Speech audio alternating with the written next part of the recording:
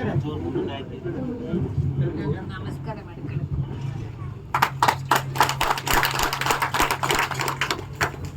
ಈ ಅಡ್ಡ ಬಿದ್ದಿದ್ದಕ್ಕೆಲ್ಲ ಚಪ್ಪಾಳೆ ಹೊಡಿಬೇಡಿ, ಅಹಂಕಾರ ಬರ್ದಿರ್ಲಿ ಅಂತ ನಾನು ಮಾಡಿಕೊಳ್ಳುವುದು ಒಂದು ವ್ಯಾಯಾಮ. ಅವನು ಇಷ್ಟೊಂದು ತಂಗ ನನ್ನ ದೇವರು ದೆವ್ವ ಅಂತೆಲ್ಲ ಹೇಳಿ ಆಯ್ತು. ನೋಡಿ, ಎಷ್ಟು ದಿನ ಬದುಕ್ತೀವೋ ಗೊತ್ತಿಲ್ಲ.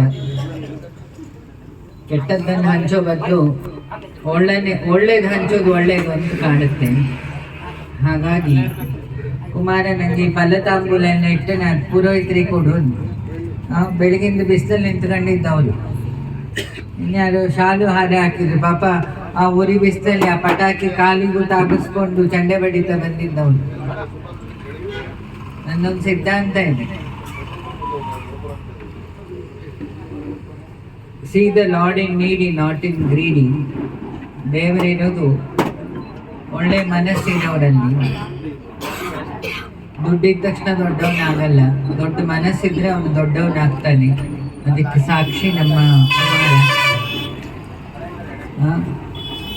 ಕುಮಾರ ಟೈಲ್ಸ್ ಅಂಗಡಿ ಆಗ್ತಾ ಒಂದಿನ ಆಶ್ರಮಕ್ಕೆ ಬಂದಾಗ 3 ಪೆಟ್ರೋಲ್ ಬಂಕ್ ಮಾಡು ನಮ್ಮ ಅಣ್ಣ ಕೇಳ್ತಿದ್ರು. 2 ಮಾಡಕ್ಕೆ ಹೇಳ್ಬೇಕು, ನಾನು ಆಲ್ರೆಡಿ 3ಕ್ಕೆ ದುಡ್ಡು ಕೊಟ್ಟು ಕಳಿಸಿದ್ದೀನಿ ನಾನು ಅಂತ. ಈಗ 1 ಓಪನ್ ಆಯಿತು, 2 ಓಪನಿಂಗಿಗೆ ಬರಬೇಕು.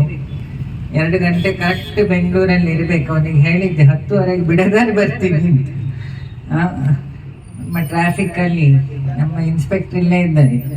ಅವ್ರಿಗೆ ಕೇಳಿದರೆ ಹೇಳ್ತಾರೆ ಭಾನುವಾರದ ಟ್ರಾಫಿಕ್ ಏನು ಅಂತ. ಒಂದು ನರ್ಸು, ಒಂದೊಂದು ಪೌರ ಕಾರ್ಮಿಕರು, ಇನ್ನೊಂದು ಹಾಸ್ಪಿಟಲ್ಲು ಮತ್ತು ಇನ್ನೊಂದು ಪೊಲೀಸ್ ಡಿಪಾರ್ಟ್ಮೆಂಟ್. ನಿಮಗೆಲ್ಲ ರಜೆ ಇದ್ದರೆ ಅವರಿಗೆ ರಜೆ ಇರಲ್ಲ. ನನ್ನ ಮಾವನು ಸರ್ಕಲ್ ಆಗಿದ್ದವ್ರು, ಹಾಗಾಗಿ ಅದರ ಸಂಕಷ್ಟ ಏನು ಅಂತ ಗೊತ್ತು ನಿಮಗೆ. ಸೊ ನೀವು ನಮ್ಮನ್ನೆಲ್ಲ ಗೌರವಿಸೋಕ್ಕಿಂತ ಅವ್ರನ್ನೆಲ್ಲ ಗೌರವಿಸಿ. ಯಾಕೆ ಭಗವಂತ ಖುಷಿ ಪಡ್ತಾನೆ.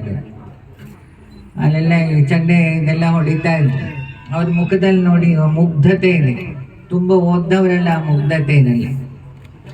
ಯಾರ ಮನಸ್ಸು ಶುಭ್ರ ಇರುತ್ತೋ ಅವ್ರ ನಗು ಶುಭ್ರವಾಗೇ ಇರುತ್ತೆ.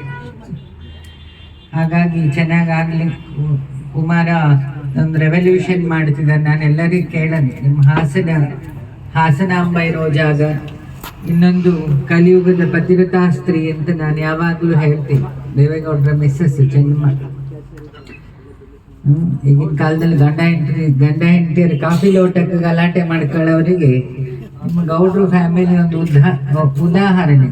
ಹೇಗೆ ಬದುಕಬೇಕು ಅನ್ಲಿಕ್ಕೆ ಪ್ರಪಂಚಕ್ಕೂ ಉದಾಹರಣೆ. ಅಂಥವ್ರು ಹುಟ್ಟಿದ ಮಣ್ಣಿದೆಲ್ಲ.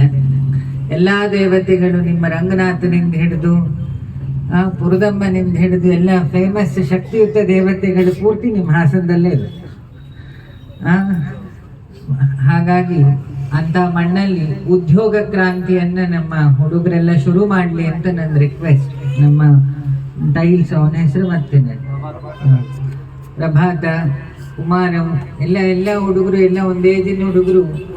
ಯಾಕಂದರೆ ನೋಡಿ, ನಮ್ಮ ಸಂಸ್ಕಾರ ಹಾಳಾಗ್ತಿರೋದು ಊರು ಬಿಟ್ಟು ಉದ್ಯೋಗ ಹುಡ್ಕೊಂಡು ಹೋದಾಗ. ತಂದೆ ತಾಯಿ ಮೇಲಿನ ಭಾವನೆ ಹೋಗುತ್ತೆ, ಫ್ಯಾಮಿಲಿ ಸಂಬಂಧ ಕಳ್ಕೊಳ್ತಾರೆ. ಬರೀ ವಾಟ್ಸಪ್ ಸ್ಟೇಟಸಲ್ಲಿ ಮಾತ್ರ ಫ್ಯಾಮಿಲಿ ಫೋಟೋಸ್ ಇರುತ್ತೆ.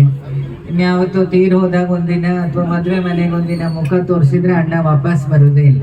ಇದು ಈಗಿನ ಪರಿಸ್ಥಿತಿ. ಹಾಗಾಗಿ ಇಷ್ಟು ವೃದ್ಧಾಶ್ರಮಗಳು ತಲೆ ಎತ್ತಿವೆ. ಹಾಸನದಲ್ಲಿ ಗೊತ್ತಿಲ್ಲ, ಬೆಂಗಳೂರಲ್ಲಂತೂ ಏರಿಯಾಕ್ಕೆ ವೃದ್ಧಾಶ್ರಮಗಳು. ನಾನು ಯಾವಾಗಲೂ ನಾಗಾಡ್ತಿರ್ತೀನಿ, 7 ಹೆತ್ತ ತಾಯಿಗೆ ಭಾರ ಆಗಲಿಲ್ಲ, 7 ಮಕ್ಕಳಿಗೆ ಒಂದು ತಾಯಿ ಭಾರ ಆಯ್ತಲ್ಲ, ಎಂಥ ಹಣೆ ಬರ. ನೀವೆಲ್ಲ ಈ ರಾಗಿಯನ್ನು ತಿಂದವರು. ಹಾಗಾಗಿ ಯೋಗಿ